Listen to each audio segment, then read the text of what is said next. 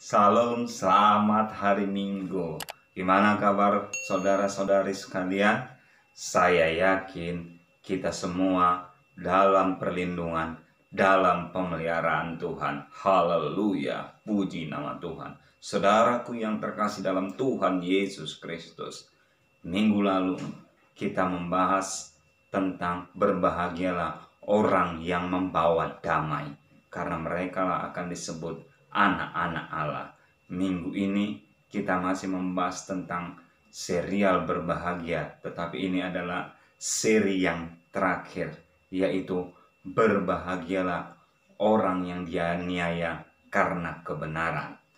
Kita akan membahasnya, yaitu sebelumnya kita akan membaca dulu firman Tuhan yang menyertainya.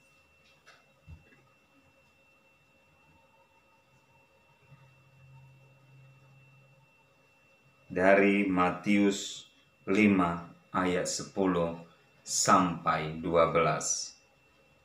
Dalam terjemahan Lembaga Alkitab Indonesia ayat 10, berbahagialah orang yang dianiaya oleh sebab kebenaran, karena merekalah yang empunya kerajaan sorga. Dalam versi King James Version, blessed are they which are persecuted for righteousness' sake, for theirs is the kingdom of heaven. Dalam bahasa Yunani, makarioi hoi diokminoi eneken dikaiosunes hoti auten estin he basileia ton auranon. Ayat 11 dalam terjemahan Pelai, berbahagialah kamu jika karena aku kamu dicela dan dianiaya, dan kepadamu difitnahkan segala yang jahat. Dalam versi King James Version ayat 11, blessed are ye when men shall revile you and persecute you, and shall say all manner of evil against you falsely for my sake. Dalam bahasa Yunani ayat 11, makarioi este hotan oneidisosin kumas kai dioksosin kai eiposin panponeron rema kat kumon pseudomenoi eneken emoi. Ayat 12 dalam terjemahan lain, bersukacitalah dan bergembiralah karena upahmu besar di sorga, sebab demikian juga telah dianiaya nabi-nabi yang sebelum kamu. Dalam versi King James Version ayat 12, rejoice and be exceeding glad, for great is your reward in heaven. For so persecute they the prophets which were before you. Dalam bahasa Yunani, kairete kai agaliaste hotiho mistos humon polus entois oronois houtos gar edioxantos profetas to pro humon. Demikianlah pembacaan firman Tuhan dalam 3 versi bahasa. Saudara yang dikasihi Tuhan Yesus Kristus, kita akan memberikan itu tema firman Tuhan. Kenapa yang dianiaya berbahagia? Bukankah aniaya itu menyakitkan? Bukankah yang dianiaya itu benar-benar mengalami suatu hal yang pahit, hal yang benar-benar mendatangkan penderitaan? Aniaya bisa memang secara fisik, aniaya juga bisa melalui verbal, melalui kata-kata. Tetapi kenapa dikatakan berbahagia? Bagaimana mungkin secara logika, secara pemikiran manusia, orang yang dianiaya berbahagia? Karena kita tahu aniaya itu benar-benar membuat artinya sesuatu yang menimbulkan, bisa mendatangkan trauma, mendatangkan ketakutan, bahkan bisa menjadi memori yang pahit sekalipun. Tetapi kenapa Alkitab mencatat berbahagialah orang yang dianiaya? Tentu kalau penganiayaan yang terjadi karena mungkin artinya kesalahan orang itu sendiri, saya yakin bukan ada istilah berbahagia yang disebutkan. Tetapi kalau aniaya yang diakibatkan orang itu melakukan hal yang benar, orang itu melakukan sesuai dengan hukum yang berlaku, sesuai dengan aturan yang berlaku, tetapi dia dianiaya, inilah yang dimaksud dia akan berbahagia. Tapi bagaimana mungkin orang dianiaya berbahagia? Bagaimana dan apa maksud Yesus di balik perkataannya berbahagia yang terakhir ini? Aniaya karena kebenaran.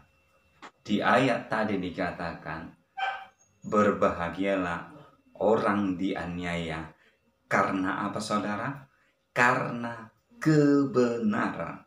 Perhatikan, dianiaya karena kebenaran, bukan karena kesalahan. Jadi Yesus jelas sekali menekankan orang yang berbahagia adalah orang yang dianiaya karena kebenaran. Namun bukan berarti kita, oh ya udah kita berikan saja secara sukarela. Mari kita dianiaya karena kita hidup benar. Mari kita berikan, kita disiksa. Mari kita izinkan diri kita yaitu ditekan, harga diri kita diinjak-injak. Bukan dengan sengaja, bukan karena kita sengaja memberi diri, tetapi maksudnya adalah dalam segala situasi, kadang-kadang hal-hal yang tidak terduga, apalagi sebagai kita orang Kristen, sebagai minoritas di negara ini, kadang-kadang hak-hak yang harusnya kita terima sebagai orang Kristen, sebutlah tentang artinya mendirikan gereja, padahal mungkin segala syarat dan aturannya sudah diikuti, padahal mungkin segala prosedurnya sudah dijalani, namun ada kadang-kadang dipersulit, kadang-kadang malah sudah berpuluh tahun tidak dikeluarkan izinnya. Sebutlah seperti Gereja Kristen Indonesia Yasmin atau HKBP Philadelphia. Mereka sudah melalui prosedur yang benar. Mereka sudah mengikuti aturan yang sesuai dengan undang-undang. Namun malah GKI Yasmin, gerejanya disegel. Begitu juga GHKBP Philadelphia, gereja mereka ditutup. Akhirnya mereka beribadah di depan istana. Jadi inilah yang maksudnya tadi. Mereka mengalami aniaya, padahal mereka sudah melakukan yang benar. Mereka sudah sesuai dengan prosedur yang berlaku. Namun mereka tetap sungguh-sungguh. Mereka tetap percaya. Dan mereka sadar bahwa Tuhan pasti akan melihat jerih payah mereka. Tuhan pasti akan menilai apa yang mereka lakukan, saudaraku. Jadi inilah maksudnya dianiaya karena kebenaran. Jadi bukan disengaja. Bukan mereka contohnya memang sengaja, oh supaya kami dianiaya, kami bangun gereja. Tidak. Mereka membangun gereja karena itu suatu kebutuhan untuk mereka sama-sama bisa beribadah bersama, memuji, memuliakan, menyembah Tuhan secara bersama-sama, saudaraku. Jadi jangan sekali-sekali terpikir, oh supaya aku dicap jadi orang yang berbahagia, karena dianiaya karena kebenaran, ya udah aku sengaja saja supaya aku dianiaya karena aku kan orang benar, orang yang sudah dibenarkan. Itu salah. Tidak ada hal yang disengaja. Tapi kalau situasi yang artinya membuat bahwa kita dianiaya, apa mau dibilang? Tapi kalau situasi itu menuntun, jangan kita bersedih, jangan kita berduka, tapi kita bersyukur. Karena apa? Ternyata karena kebenaran kita mengalami penganiayaan. Inilah maksud Yesus. Dan Yesus memberi contoh sendiri bagaimana dia menyampaikan kabar baik, memberitakan firman Tuhan ke seluruh pelosok, ke desa, ke kota. Dia sampaikan firman Tuhan. Dia khotbah di sinagoge, di tempat-tempat ibadah. Bahkan dia menyampaikan kebenaran di bait Allah. Dia juga pergi menyampaikan kebenaran di jalan-jalan, di desa-desa, di pelosok-pelosok, kadang di danau, kadang di perahu, kadang di rumah-rumah, yaitu masing-masing orang. Bahkan kadang dia menyampaikan yaitu kebenaran di tempat-tempat yang artinya orang menyangka tidak ada di sana pemberitaan kebenaran. Bahkan dia sampaikan juga kepada orang-orang yang dianggap hina, seperti para pelacur, seperti orang miskin, seperti orang yang jiwanya terganggu, seperti orang buta, orang cacat, orang lumpuh. Dia sampaikan, dan itu semua kebenaran. Tapi tahukah saudara hasilnya? Banyak yang mencibirnya, banyak yang mencelanya, banyak yang memfitnahnya. Bahkan kita tahu kisah terakhirnya, demi kebenaran Yesus malah disalibkan. Dan sebelum jalan menuju salib, kita tahu Yesus mengalami penderitaan yang begitu luar biasa, mengalami penganiayaan yang begitu mengerikan. Luka di tubuhnya dari ujung rambut sampai ujung kaki menyimpulkan bahwa dia mengalami penganiayaan yang luar biasa, penganiayaan yang sempurna.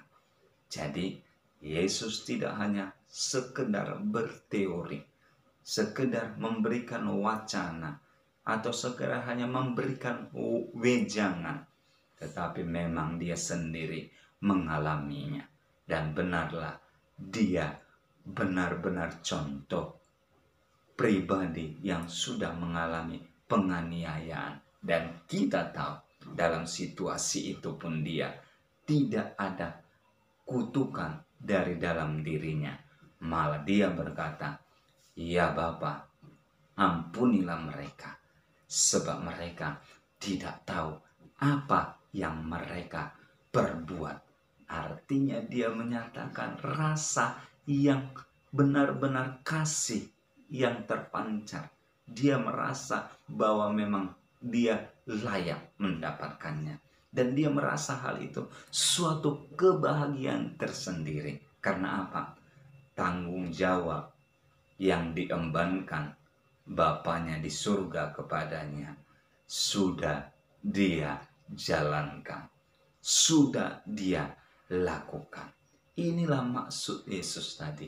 Berbahagialah orang yang dianiaya oleh karena kebenaran. Karena kebenaran itu sebenarnya maksudnya adalah yang artinya kita melakukan sesuai dengan hukum-hukum yang berlaku, sesuai dengan kebenaran yang kita yakini. Dan di ayat 11 dikatakan tadi juga, kita baca kembali.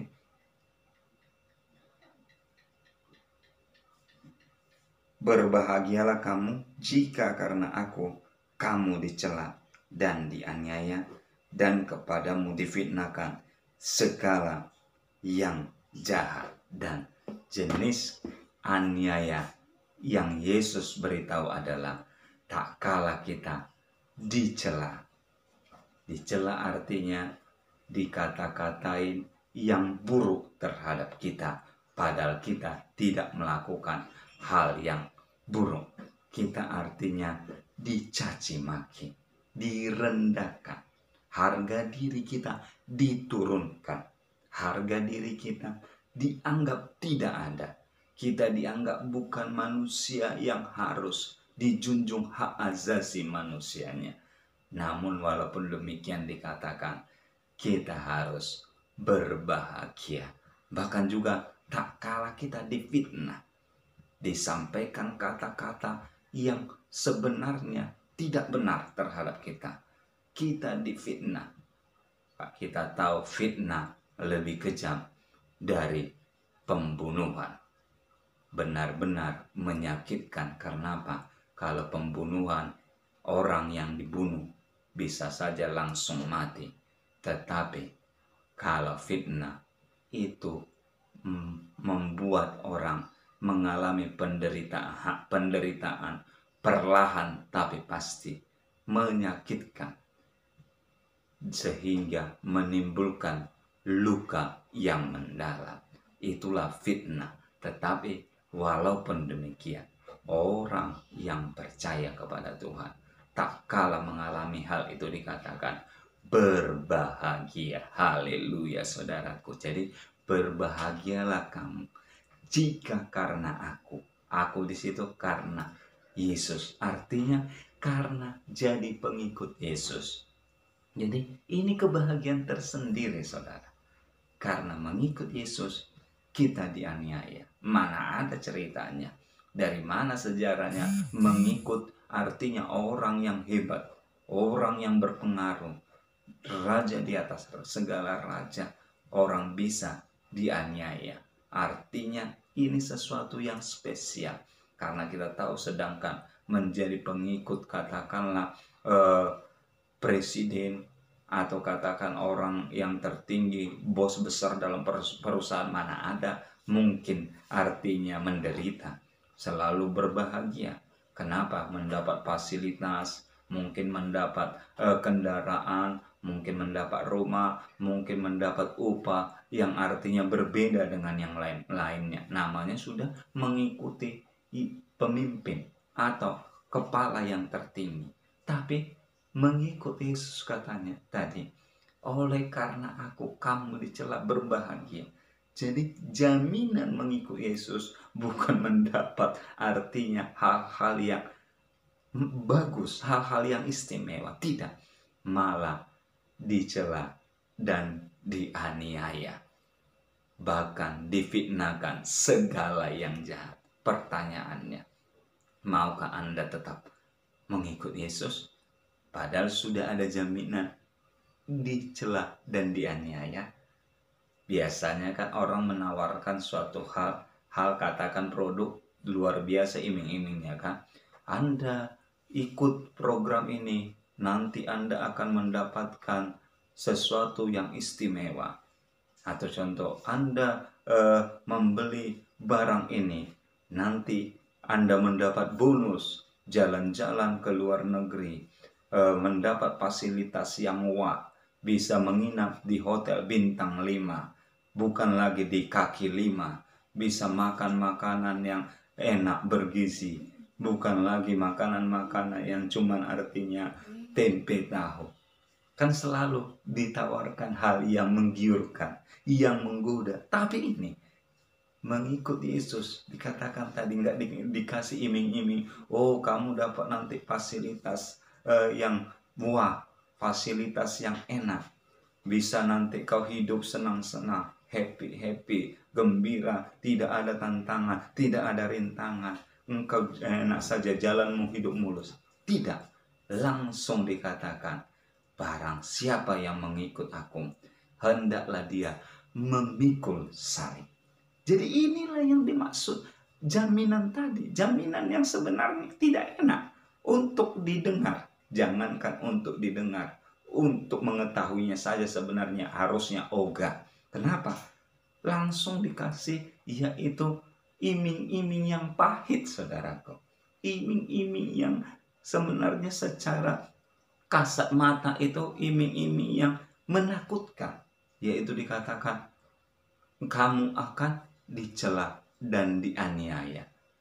Tapi luar biasanya, kalau dia memang sudah sungguh-sungguh, kalau dia memang menyadari bahwa mengikut Yesus artinya keputusannya, walaupun dikatakan dia akan dianiaya dan mengalami yaitu hinaan, bahkan difitnah, tetapi orang yang sungguh-sungguh berserah, dia percaya bahwa dia akan tetap mengikut Yesus sampai mati, sampai tetes darah terakhir. Dia tidak akan mundur, dia tidak akan surut, dia tidak akan gentar. Makanya ada lagu, mengikut Yesus keputusanku, mengikut Yesus keputusanku, ku tak gentar, ku tak ingkar.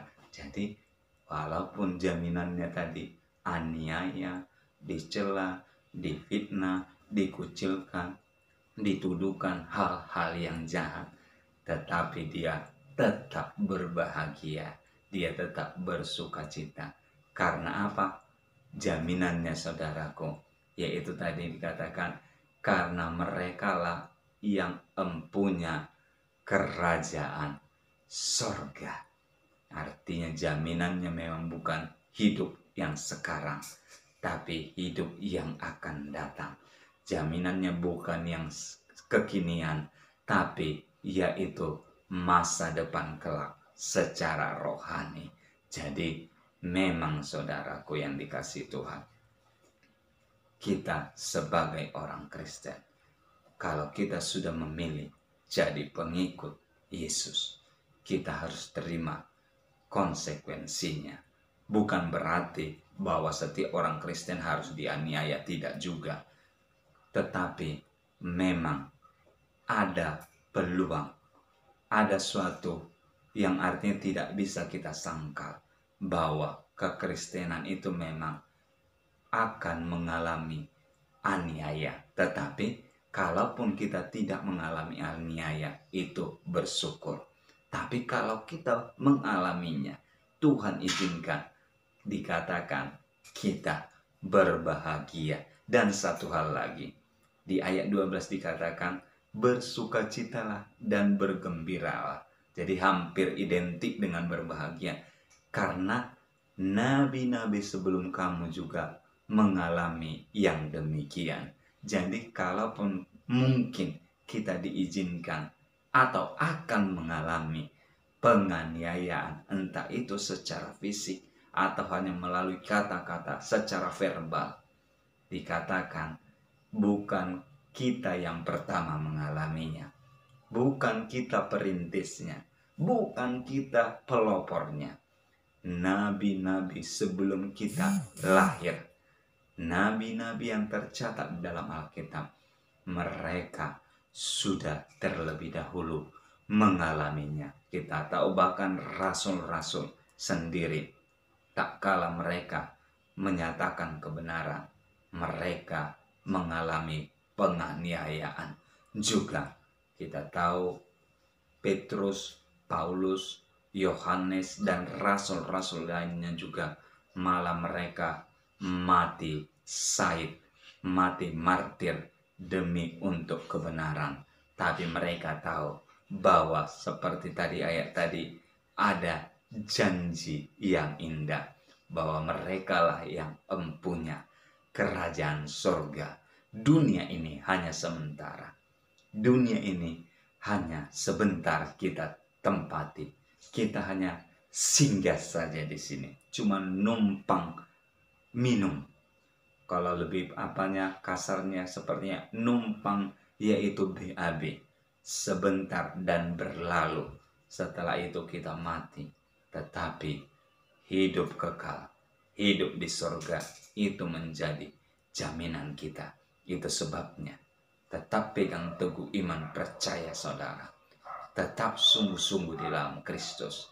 Tetap pertahankan api Roh Kudus menyala-nyala di dalam dirimu. Karena apa? Kalaupun kita mengalami aniaya, itu sebenarnya belum seberapa dibanding penganiayaan yang sudah dialami Yesus. Belum sebanding dengan penganiayaan yang sudah dialami para nabi. Belum sebanding dibanding dengan penganiayaan yang dialami para rasul. Belum sebanding yang dialami oleh para perintis-perintis gereja di seluruh dunia. Jadi kita tidak sendiri kalaupun kita mengalaminya, tetapi semoga kita tidak mengalaminya.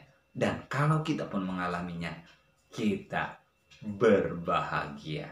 Dan yakinlah, tak kala seseorang mengalami itu, dia tidak Tuhan biarkan sendiri, karena Tuhan pasti menyertainya. Seperti janji firman Tuhan dalam Matius 28 ayat 20. Aku akan menyertaimu sampai kesudahan zaman. Kalaupun saudara tidak hidup sampai akhir zaman, minimal sampai akhir hidupmu, sampai masa akhir hidup kita, penyertaan Tuhan itu selalu ada dalam hidup kita.